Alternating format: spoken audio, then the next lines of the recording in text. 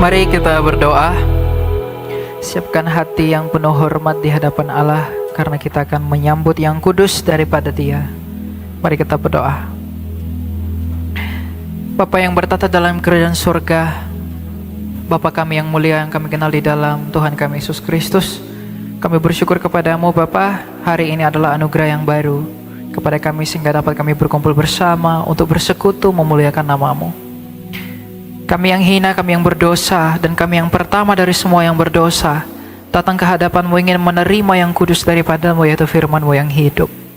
Maka layakanlah kami dan berkenanlah dalam hidup kami. Kuduskanlah kami terlebih dahulu, seperti Engkau telah menguduskan para nabi-Mu, agar segala sesuatu yang kudus daripada-Mu dapat kami lakukan, dapat kami terima, dan dapat menjadi hikmat yang baru, sehingga kami dapat dipanggil menjadi garam dan terang dunia bagi kemuliaan-Mu. Oleh karena itu bermurah hatilah bagi kami ya Allah, sebab kemuliaan hanya bagi-Mu dan bagi Putra-Mu dan Roh-Mu yang kudus untuk selama-lamanya. Amin.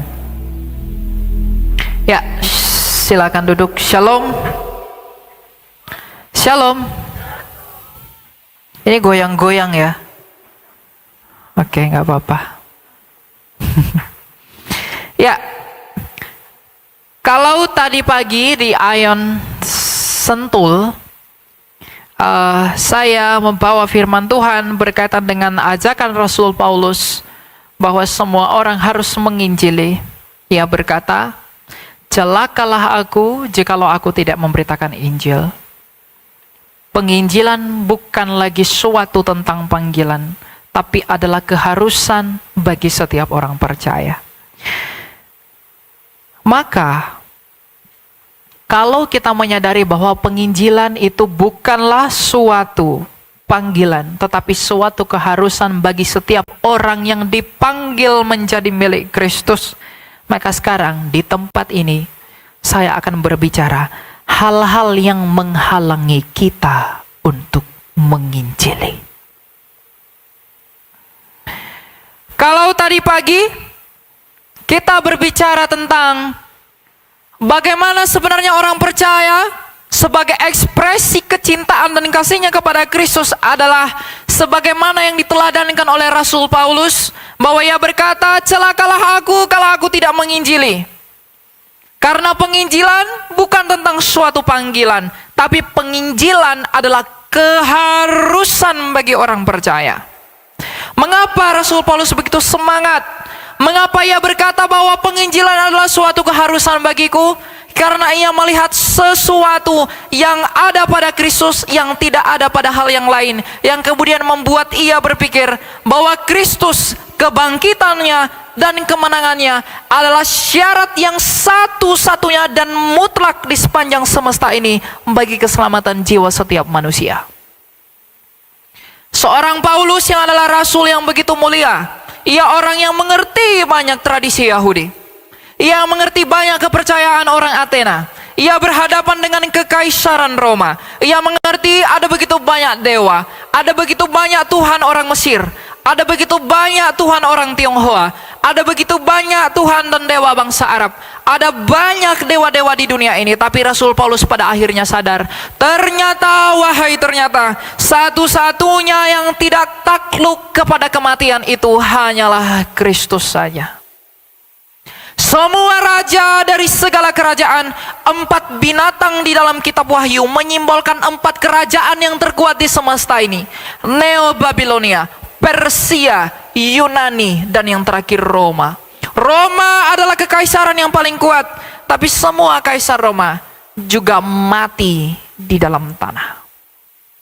Semua pemimpin dunia, filsuf Yunani yang terkemuka, semua takluk kepada kematian. Kleopatra sekalipun mati di dalam tanah. Tetapi Rasul Paulus sejak awal dia semangat sebagai seorang pembunuh, ia menyadari bahwa Kristus yang telah bangkit ini membuktikan bahwa memang dia adalah Tuhan dan Allah. Karena Allah itu hidup, tapi ia sendiri di dalam kebangkitannya membuktikan bahwa dialah sang hidup itu. Dan tidak ada yang seperti dia. Maka bagaimanapun semua orang, jikalau mau memperoleh hidup, harus percaya kepada Kristus yang satu-satunya jalan. maka benarlah sabda Mesias yang hidup itu, bahwa akulah jalan dan kebenaran dan hidup, tak seorang pun yang dapat datang kepada Bapa kalau tidak melalui aku. Hal inilah yang direnungkan oleh Paulus, yang kemudian membuat ia berkata, karena Injil adalah berita kebangkitan, Injil adalah berita kemenangan Kristus, maka setiap orang manusia yang harus mati harus mendengarkan Injil ini. Jadi Injil dan pemberitaannya bukan lagi tentang panggilan, tapi keharusan bagiku jikalau aku mengasihi Allahku. Karena jikalau kita mengaku mengasihi Allah, maka kita melakukan perintah Allah. Sebab sabda Sang Bapa, yakni Kristus sendiri berkata, jikalau engkau mengasihi aku, engkau pasti melakukan perintahku. Apa perintah Kristus? Dalam Matius 28 ayat 19 dan berikutnya, ia berkata, pergilah, jadikanlah semua bangsa muridku, baptislah mereka dalam nama Bapa dan Putra dan Roh Kudus. Jadi jikalau kita mengaku mengasihi Kristus, kita harus memberi diri untuk dipersiapkan bagi penginjilan. Dan Paulus berkata, celakalah aku kalau aku tidak memberitakan Injil. Maka ujilah dirimu sendiri. Jadi jikalau Paulus telah melihat bahwa ada begitu hal yang begitu kuat, ada hal yang begitu mendasar yang membuat Rasul Paulus ingin menginjili semua orang, sehingga dia tidak takut mati, dia tidak memperdulikan penganiayaan, dia tidak memperdulikan penyiksaan yang terjadi padanya oleh karena perintah-perintah Kristus. Maka ia sendiri berkata, sekalipun aku mengalami semuanya itu, Kristusku berkata aku berbahagia. Lalu apakah pentingnya penganiayaan manusia? Tetapi semangat yang seperti itu tidak akan pernah lahir tanpa pengenalan akan siapa kamu di hadapan Allah. Maka sekarang izinkan saya untuk memberitahu siapakah saya, siapakah kamu di hadapan Allah. Filipi 3 ayat 17 sampai 19.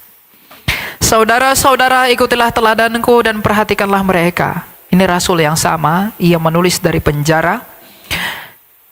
Yang hidup sama seperti kami telah menjadi teladan bagimu. Sebab seperti yang telah kerap kali kukatakan kepadamu, dan yang kunyatakan pula sekarang sambil menangis, banyak orang yang hidup sebagai seteru salib Kristus. Kesudahan mereka ialah kebinasaan. Ilah mereka ialah perut mereka. Kemuliaan mereka ialah aib mereka. Pikiran mereka semata-mata tertuju pada perkara duniawi. Ilah mereka adalah perut mereka. Kemuliaan mereka ialah aib mereka. Pikiran mereka adalah hal-hal yang duniawi. Bukankah kita seperti ini? Inilah yang menghalangi setiap orang yang mengaku mengikut Kristus, pada akhirnya tidak sadar kepada panggilan sebagaimana Kristus telah memanggil Paulus menjadi rasulnya dan menjadi penginjil yang besar. Hal-hal inilah ketika ia memuliakan aibnya, ketika ia mengilahkan perutnya, kemudian ketika ia menganggap bahwa hal-hal dunia ini yang terpenting bagi dirinya, hal-hal inilah yang membuat manusia buta akan panggilan sebagaimana panggilan Kristus kepada Paulus. Selama kita memuliakan aib kita, selama kita menuhankan perut kita, selama kita berpikir tentang hal-hal duniawi ini, maka kita tidak akan pernah menemukan, maka kita tidak akan pernah merasa cocok dengan ucapan Rasul Paulus yang berkata bahwa aku wajib menginjili. Sebab penginjilan adalah berbuah bagi kemuliaan Allah, tetapi itu menyiksa dagingmu. Penginjilan itu akan menyakitimu, tetapi Kristus berkata, berbahagialah kamu. Sekali lagi, berbahagialah kamu. Orang-orang akan kesulitan mengerti bahwa celakalah aku jikalau aku tidak memberitakan Injil. Orang-orang akan kesulitan mengerti ucapan Paulus itu kalau mereka masih hidup di dalam mengilahkan hal-hal dunia, menuhankan perut mereka. berpikir tentang hal-hal duniawi. Maka mereka akan berkata, untuk apa aku menginjili? Aku akan kehilangan ini. Kalau aku memberitakan Yesus, mereka akan meninggalkan aku. Kalau aku taat kepada Kristus, bisnisku akan rusak. Apapun yang kulakukan, aku akan rugi. Jikalau kita memperdulikan hal-hal yang demikian, mengesampingkan Kristus bukan sebagai hal yang utama dalam hidup kita, lalu mengapa engkau dan saya menyebut dirimu Kristen?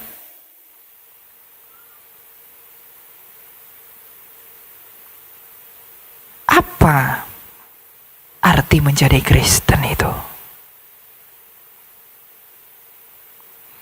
Bukankah banyak orang terlalu pede mengatakan dirinya Kristen, tetapi ia masih menganggap kemuliaanku adalah dunia ini, pikiranku adalah dunia ini, ilahku adalah perutku.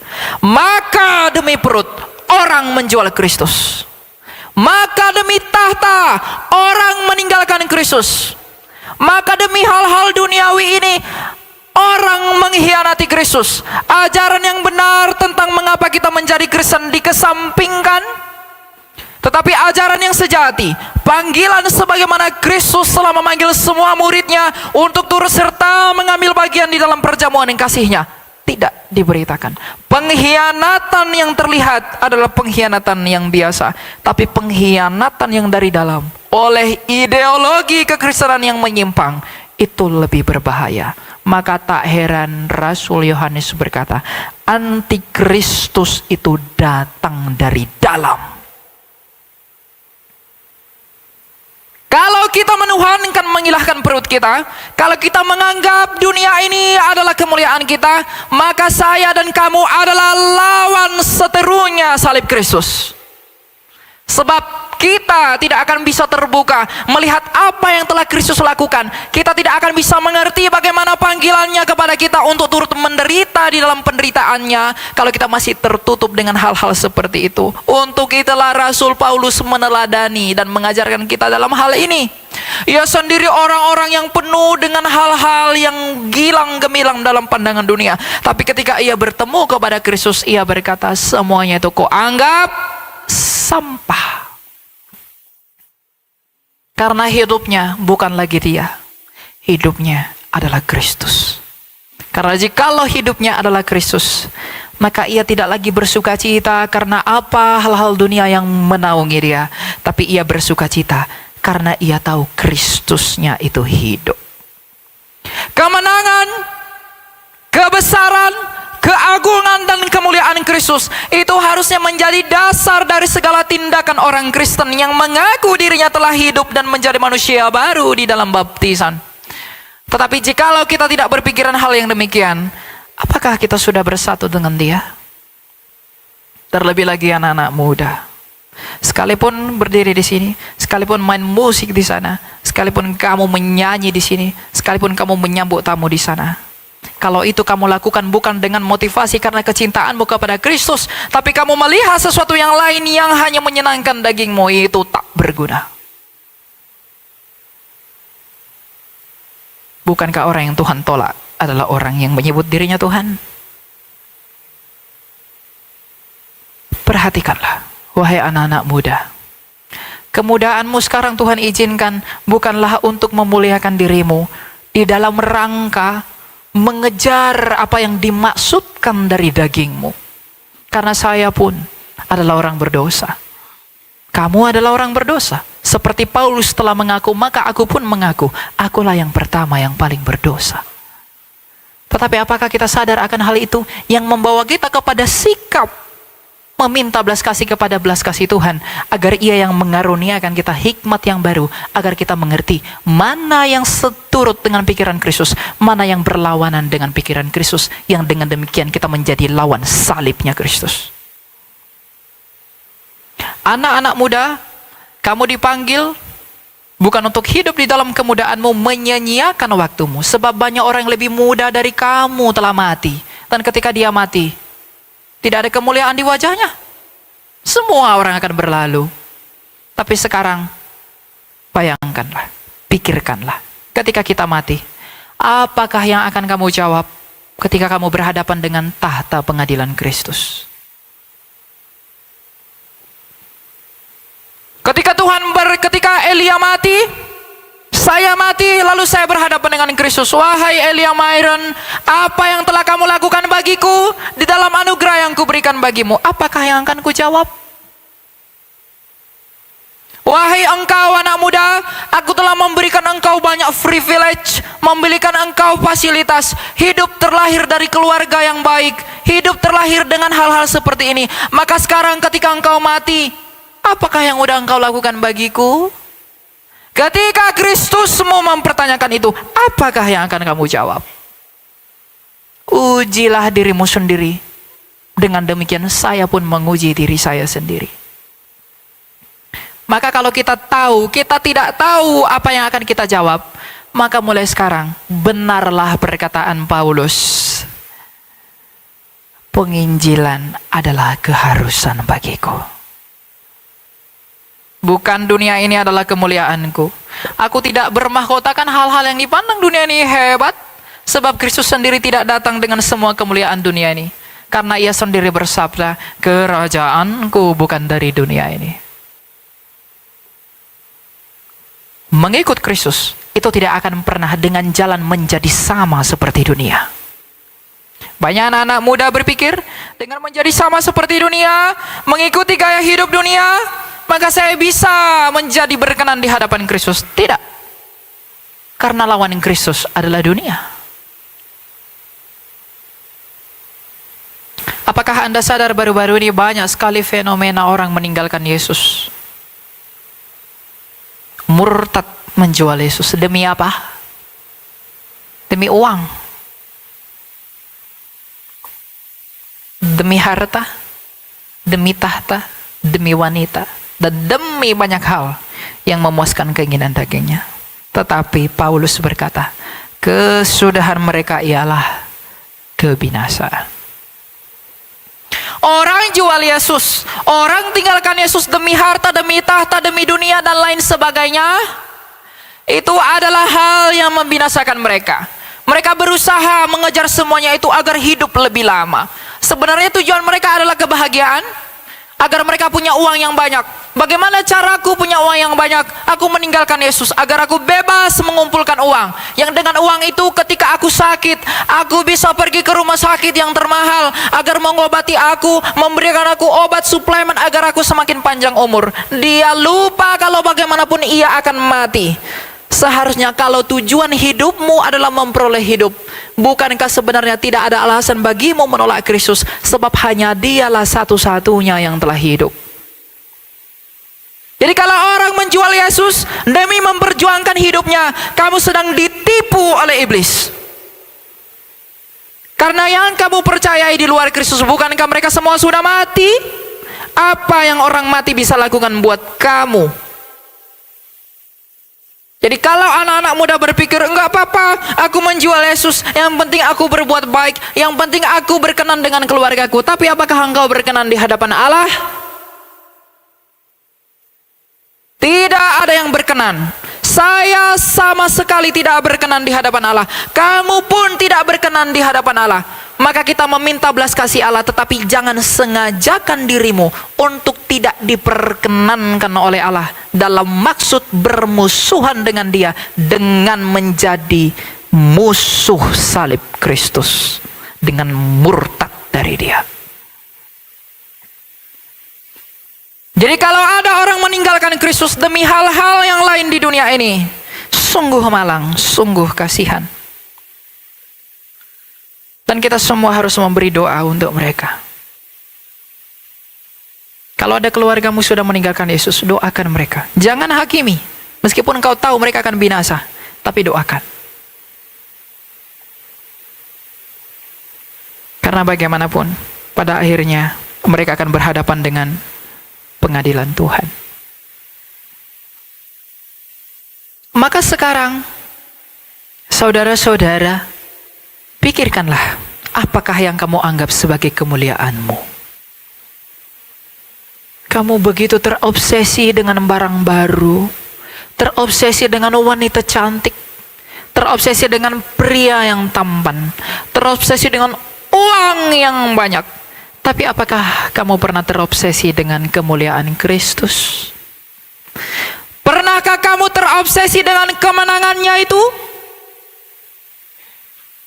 Di mana hartamu berada, ke situlah hatimu pergi. Kalau Kristus adalah harta dan kekayaanmu, seharusnya hatimu pergi kepada Dia. Tapi kalau yang lain-lain, ujilah dirimu sendiri. Layakkah engkau dan saya menyebut diri kita Kristen? Jangankan menyebut diri kita Kristen, bahkan lebih jauh, apakah kita layak mengaku sebagai orang yang diselamatkan dengan pikiran yang sia-sia? Roh Allah itu memperbarui akal budi. Roh Allah itu memperbarui pikiran kita ketika kita di dalam Kristus, bukan lagi mengikuti filsafat yang kosong, tetapi mengikuti pikiran-pikiran Kristus. Maka ketika kita mengatakan, aku sudah ke gereja, aku sudah beri persembahan, aku sudah duduk bersama pendeta, aku sudah makan bersama hamba Tuhan, tapi kalau pikiran-pikiranmu belum merelakan dirimu untuk dipanggil oleh Kristus menjadi bagian dari kerajaannya untuk penginjilan dan kemuliaan namanya, mengapa kita terlalu pede menyebut diri kita sebagai orang Kristen? Anak-anak muda, TikTok, Instagram, YouTube, dan semua hal begitu bersemangat melakukan gerakan dan tuntutan tren. Di TikTok sekarang lagi tren velocity. Semua orang berusaha memainkannya, bukan? Tanyakan pada dirimu, apa motivasimu melakukan itu? Oh, berarti kalau sama si Elian ini berarti nggak bisa melakukan apa-apa. Bukan begitu. Pikirkanlah, kalau kamu begitu semangat membuat konten, kamu begitu semangat, begitu bersuka cita karena gerakan-gerakan yang putus-putus itu, kamu sangat bersuka cita karena itu. Renungkanlah, pernahkah kamu dengan semangat yang serupa karena Kristusmu? Pernahkah kamu bersuka cita oleh karena kamu melihat betapa mengagumkannya Yesus Kristus itu, sehingga saking kagumnya kamu kepada Dia, maka kamu semakin mencintai Dia, kamu semakin radikal akan cintamu kepada Dia. Maka ucapan Paulus yang berkata, celakalah aku kalau tidak memberitakan Injil, itu akan menjadi benar bagimu, tapi itu akan menjadi berat bagi orang yang masih menganggap perutnya adalah ilahnya, dunia adalah kemuliaannya. Itu akan sulit dipahami oleh orang-orang seperti itu. Maka ketika kita mengerti bahwa dunia bukanlah kemuliaan saya dan kamu, perut kita, perut untuk makanan, makanan untuk perut. Jadi jangan berdebat boleh makan babi atau tidak. Itu jangan permasalahkan, karena Kristus adalah makanan yang membuat kamu hidup. Maka pernahkah saya dan kamu mengizinkan dan memperkenankan Dia untuk masuk ke dalam perut kita, untuk memperbaharui hal-hal jiwa dan rohani kita? Sebentar lagi kita akan Paskah dan saya diundang untuk mengisi Paskah di sini. Nanti saya akan berbicara tentang apa yang Kristus lakukan. Tapi sebelum itu terjadi, renungkanlah. Sebelum Ia terpaku, sebelum Ia menggenapi semua tuntutan kitab suci dan nubuatan para nabi, bukankah Ia terlalu hebat? Bukankah Ia terlalu agung? Bukankah Ia terlalu suci untuk terpaku di kayu salib itu oleh karena kamu? Layakkah saya orang yang hina ini menerima Dia dalam kekudusannya, di mana malapetaka itu tidak ditimpakan kepada saya tetapi kepada Dia sendiri? Seharusnya jikalau manusia sadar tentang perkara-perkara batinia, dia bersyukur mengingat apa yang Kristus Yesus lakukan. Dia akan bersyukur mengingat apa yang Tuhannya lakukan untuk dia, bukan untuk Tuhannya sendiri. Maka rasa syukur itu akan membuat kamu berani menerima bahwa celakalah aku kalau tidak memberitakan Injil. Sekali lagi, celakalah aku kalau aku tidak memberitakan Injil. Wahai anak muda, kamu pergi ke tempat-tempat bagus, Kamu cari produk-produk bagus agar aku glowing, ya. Bajuku bagus begini segala macam. Kamu datang ke sini tidak perlu baju bagus. Kamu di sini pakai baju bagus, sepatu bagus, apa semua, tapi hatimu jauh dari Dia, tidak berguna. Ya, tidak berguna. Bukankah begitu saleh penampilan Farisi? Bukankah begitu kotor penampilan Petrus karena ia nelayan ikan? Tapi siapakah yang diperkenankan dari keduanya?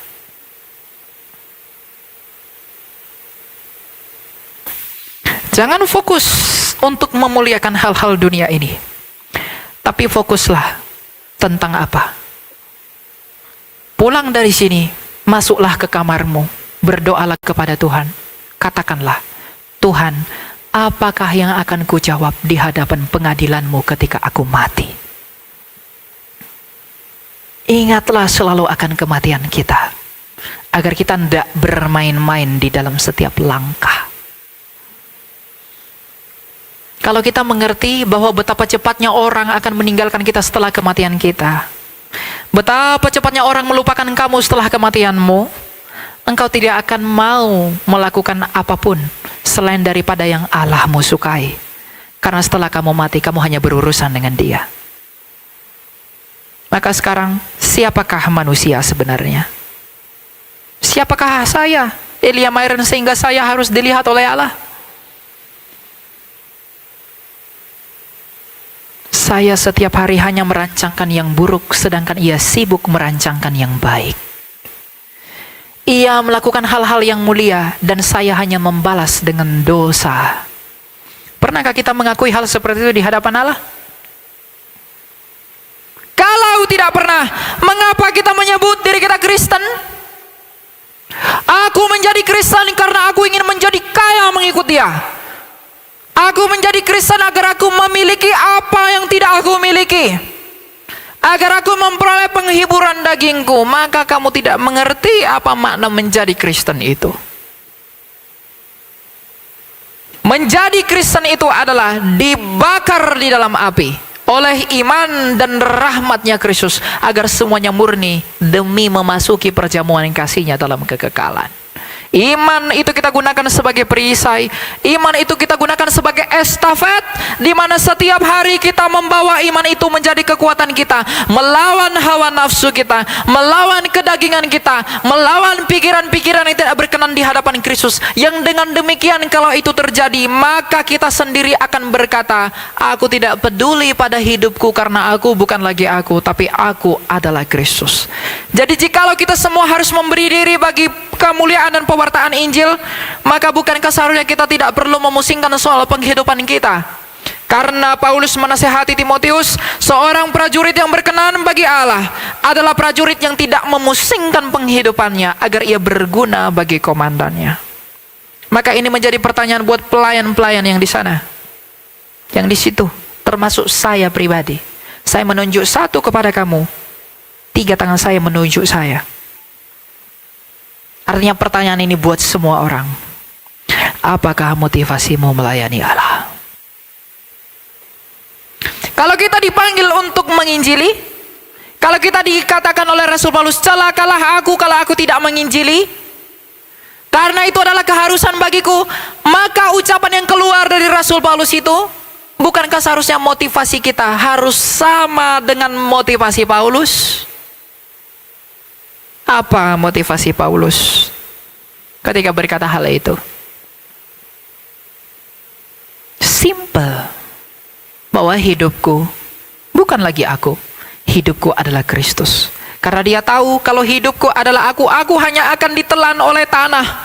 Tapi kalau hidupku adalah Kristus, Kristusku telah menang dari kematian. Ia bangkit sebagai satu-satunya pribadi yang bangkit di sepanjang sejarah alam semesta ini. Artinya hanya Dia yang tidak kalah kepada kematian. Maka aku yang mati harus menggantungkan, mempercayakan hidupku kepada Dia yang telah hidup, agar aku memperoleh hidup sama seperti Dia yang telah hidup itu. Bukankah itu obsesimu, wahai anak-anak muda? Bukankah seharusnya saya terobsesi dengan hal itu? Betapa mengagumkannya ternyata pribadi itu. Betapa besarnya Allahmu. Betapa tulusnya kasihnya. Pernahkah kita kagum kepada Kristus karena hal-hal itu? Atau kita hanya kagum kepada berkat-berkatnya saja?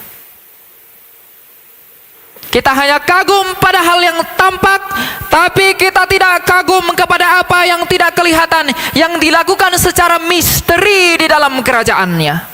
Ia berkata, di rumah Bapakku ada banyak tempat tinggal. Kita tidak melihat itu.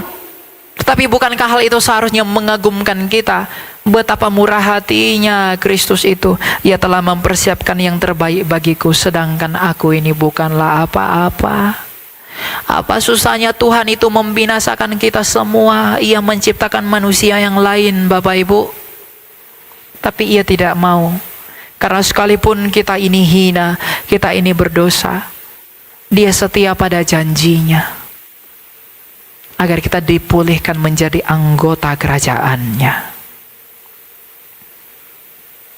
Lalu, apakah alasan yang cukup untuk tidak mengagumi Dia?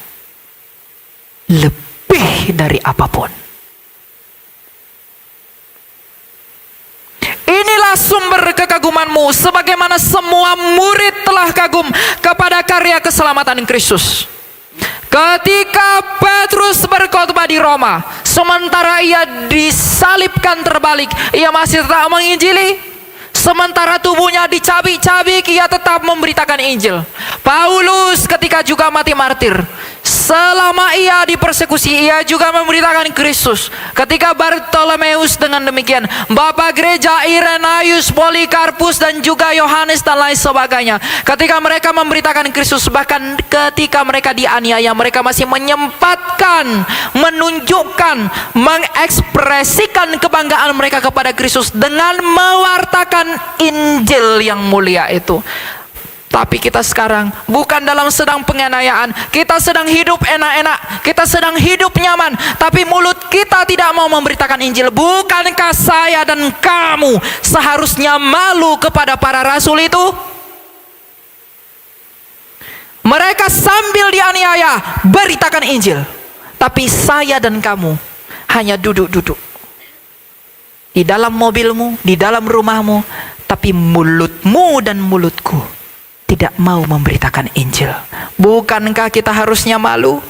Lalu kita dengan pede mengklaim apa yang diklaim Rasul itu. Aku akan selamat. Aku mencintai Allah. Sebagaimana Paulus mengatakan, aku mencintai Kristus. Tapi kita tidak melakukan apa yang dilakukan oleh mereka. Apakah kita kesulitan mengerti itu? Pasti kesulitan. Karena apa?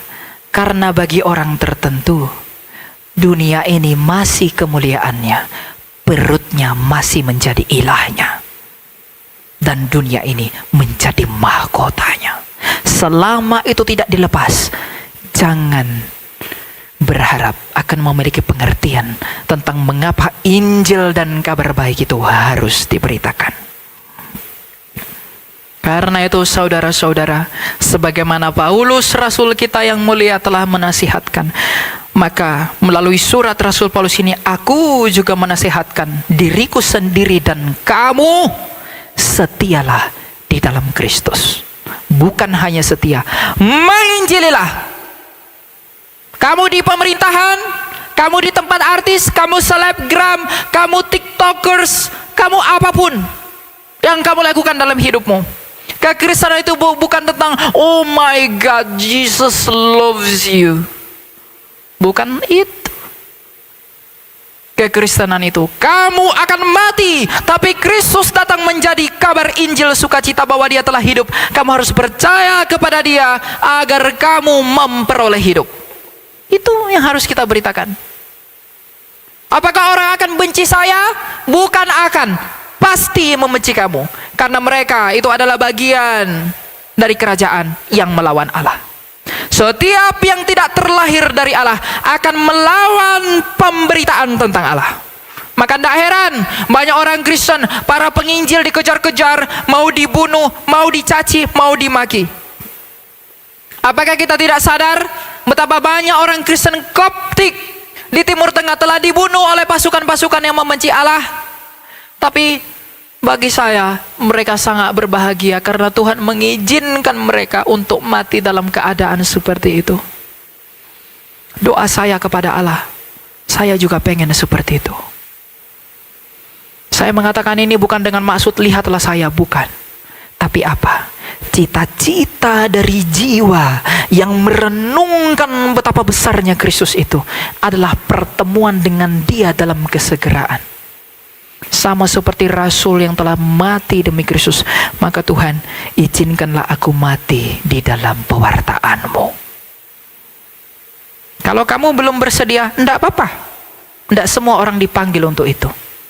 Dan belum tentu Tuhan izinkan. Tapi setidaknya milikilah pengertian yang benar, milikilah cinta yang benar kepada Kristus, agar ketika penganiayaan itu datang menimpa kamu, kamu tidak murtad meninggalkan Dia. Kalau kamu masih mengilahkan perutmu, kamu masih menganggap dunia, mobilmu, rumahmu adalah mahkotamu. Ketika penganiayaan itu datang, kamu takut kehilangan hartamu. Oh, enggak apa-apa, aku sangkal Yesus saja kalau begitu. Aku takut kehilangan semuanya ini. Maka kesudahanmu adalah kebinasaan. Tapi kalau kamu berpikir bahwa Kristus itu kemenanganku, maka potonglah tubuhku. Ketika Irenaeus mau dimakan singa, makanlah aku, enggak apa-apa. Aniayalah aku, karena engkau sedang mempercepat janji Allah dinyatakan dalam hidupku. Setiap orang yang mengerti kedalaman karya Kristus tidak akan pernah takut mati demi Kristus.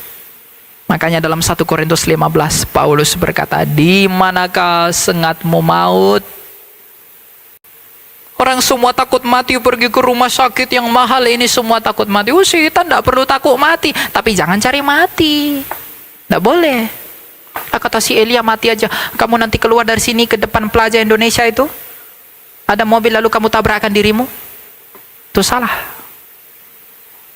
Tapi matilah, bukan di dalam kekonyolan, matilah oleh karena Kristus. Karena mati adalah keuntungan, itu didapatkan karena hidupnya adalah Kristus. Itulah kebanggaan orang percaya. Itulah kemenangan orang percaya. Itulah kekayaan orang percaya. Kekayaan orang Kristen, wahai orang yang menyebut dirinya Kristen, adalah perkenanan Allah di dalam kamu. Maka beritakanlah Injil ke seluruh dunia. Ambillah bagian dalam pemberitaan itu melalui ucapanmu, karyamu, pekerjaanmu, dimanapun kamu diutus.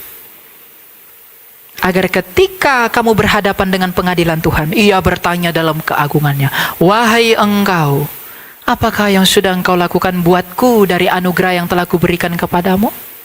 Agar kita bisa menjawab Dia.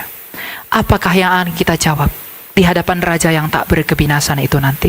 Maka pikirkanlah hari kematianmu selalu, agar setiap tindakan kita bukan lagi tentang keakuan, tapi tentang Kristus yang menganugerahkan hidup kepada kamu. Tuhan tidak akan lihat rupamu, kamu putih, kamu hitam, rambut pendek, rambut panjang, uangmu banyak, uangmu sedikit. Dia tidak akan tanya itu. Jadi orang-orang yang diperlakukan buruk di dunia ini, berbahagialah kamu. Sedangkan orang-orang yang dipuji di dunia ini, celakalah kamu. Kenapa?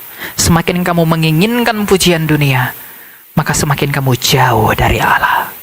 Karena demi dunia, kamu pasti mengorbankan Allah. Karena musuh Allah adalah dunia di dalam dosanya. Maka anak-anak muda, pergunakanlah kemudaanmu untuk mencari Allah. Gunakanlah kemudaanmu menjadi api dan bara yang membakar generasimu bagi pemberitaan Injil. Agar semua orang diperkenankan dan dipersatukan di dalam kemuliaan yang akan kamu peroleh dari iman yang telah dinyatakan buat kamu dan saya. Maka demi tuntutan kasih, kita harus menginjili semua orang. Menginjili keluarga, menginjili teman-teman, memberitakan tentang kebesaran Kristus. Karena jikalau Kristus adalah yang besar, yang melakukan segala yang baik bagi kita, maka itulah yang menjadi kebanggaan orang yang menyebut dirinya Kristen. Kalau ia dengan pede mengatakan dirinya Kristen, tapi ia tidak bangga, ia tidak cinta pada Kristus. Mulut kita bisa mengaku aku mencintai Kristus, tapi siapa tahu hatimu jauh dari Dia? Mungkin saja engkau akan berkata, aku mencintai Kristus, tapi ternyata hatimu masih mengilahkan perutmu. Ternyata hatimu masih memuliakan apa yang kamu miliki. Tapi semuanya itu akan tampak pada hari bila mana Allah melalui Kristus Yesus akan menghakimi segala sesuatu. Sekarang firman ini telah kamu dengar. Maka nanti di hari pengadilan tidak ada alasan bagi siapapun yang di tempat ini untuk berkata, aku belum mendengar kebenaran itu. Maka lakukanlah yang terbaik demi pertanggungjawaban kita di hadapan pengadilan Kristus. Sebab ada tertulis, celakalah aku jikalau aku tidak memberitakan Injil. Renungkanlah itu. Berdoalah bagi Allah. Mohonlah belas kasih-Nya agar saya dan kamu diperkenankan di dalam kerajaan-Nya. Kemuliaan bagi Allah. Kita berdoa. Bapa yang bertata dalam kerajaan surga, terima kasih Engkau telah mengajar kami tentang bagaimana kami harusnya memuliakan Engkau. Bagaimana kami seharusnya tidak menuhankan perut kami, bagaimana seharusnya kami tidak memuliakan aib kami, bagaimana sebenarnya kami tidak mencintai hal-hal dunia ini. Kami telah dipanggil untuk pemberitaan Injil Kudus-Mu, maka celakalah kami jikalau kami tidak memberitakan Injil. Dan kami tahu kami sebenarnya tidak mampu, maka kiranya Engkaulah yang berkenan memampukan kami untuk mengasihi-Mu. Mampukan dan kuatkanlah kami melakukan perintah-perintah-Mu. Izinkanlah kami untuk hidup di dalam ketetapan-ketetapan-Mu. Dan cintailah kami selalu agar kami dapat mencintai Engkau setiap hari. Oleh karena itu di atas segala sesuatu itu kami hanya memohon kepada belas kasih-Mu bagi pengampunan dosa-dosa kami. Kiranya Engkau yang berkenan menyucikan dan menguduskan kami agar kami selalu berkenan di hadapan-Mu. Engkau tahu kami tidak dapat berbuat apa-apa dari diri kami sendiri, melainkan kami bergantung kepada belas kasih-Mu agar kami hidup setiap hari dalam hidup-Mu. Karena setiap hari adalah anugerah bagi kami. Oleh karena itu ya Tuhan, mampukanlah kami untuk melakukan apa yang berkenan di hadapan-Mu, agar itulah yang menjadi kebanggaan kami. Kami anak-anak muda datang ke hadapan-Mu, menyerahkan diri kami kepadamu. Biarlah di dalam kemudaan kami ini Engkau yang berperang melawan seluruh hawa nafsu, seluruh dosa-dosa, seluruh kedagingan yang memerangi dan merenggut kami, yakni dari si iblis yang mengkehendaki kami menjadi miliknya. Tapi karena kami percaya bahwa Engkau telah menang menginjak-injak iblis dan maut itu, maka kami menyerahkan diri kami kepada Engkau. Maka sebagaimana Engkau tidak menolak anak yang hilang itu, maka janganlah kiranya Engkau menolak kami, orang-orang yang terhilang, yang jauh daripada Engkau. Sebagaimana Engkau tidak menolak perempuan pesundal yang datang menyiksa kaki-Mu, maka kami yang lebih berdosa dari pesundal itu, janganlah kiranya Engkau menolak kami dan mengasingkan pakaian-Mu daripada kami ketika kami datang mendekati-Mu. Sebagaimana Engkau dengan kerelaan hati mendatangi pemungut cukai dan membawanya sebagai murid-Mu, maka kami yang lebih berdosa dari pemungut cukai itu, datangilah pulanya kami dan angkatlah kami menjadi murid-Mu, karena itulah kebahagiaan kami. Dan sebagaimana Engkau datang kepada Saulus, membutakan matanya, mengubahkan ia menjadi Paulus, maka ubahkanlah kami di dalam kenajisan dan keberdosaan kami menjadi alat kudus-Mu demi pemberitaan Injil-Mu, agar kami dapat berseru sebagaimana penjahat di sebelah-Mu telah berseru. Ingatlah akan kami ya Raja, ketika Engkau datang ke dalam kerajaan-Mu. Engkau menjadi timbangan yang berkeadilan di antara dua penjahat itu. Yang satu telah binasa ke dalam kerajaan neraka karena ia telah meninggikan dirinya atas Engkau, tapi yang satu telah Engkau tempatkan di Firdaus-Mu bersama-sama dengan Engkau, karena ia telah merendahkan dirinya dan mengakui bahwa Engkau adalah Raja. Maka pada hari yang sama ini kami mengakui bahwa Engkau adalah Raja dan Tuhan kami. Maka kiranya perkenankanlah kami dan ingatlah kami dan nama kami masing-masing ketika Engkau datang dalam kerajaan-Mu. Karena kami ini orang berdosa, karena kami ini orang yang tidak bisa berbuat apa-apa, maka berbelas kasihlah bagi kami yang memohonkan ampun dan juga pertolongan yang daripada-Mu. Berikanlah kami hati yang kuat dan teguh untuk mencintai Engkau di dalam jalan-jalan-Mu, sekalipun kami menderita oleh karenanya, agar kami memperoleh apa yang telah Engkau berikan kepada orang-orang kudus-Mu yang terdahulu. Maka di dalam semuanya itu Bapa, kemuliaan hanya bagi-Mu dan bagi Putra-Mu Yesus Kristus, dan juga Roh-Mu yang kudus sekarang dan selalu serta untuk selama-lamanya. Kasihanlah kami orang berdosa ini. Amin. Jangan lupa like dan subscribe ya teman-teman.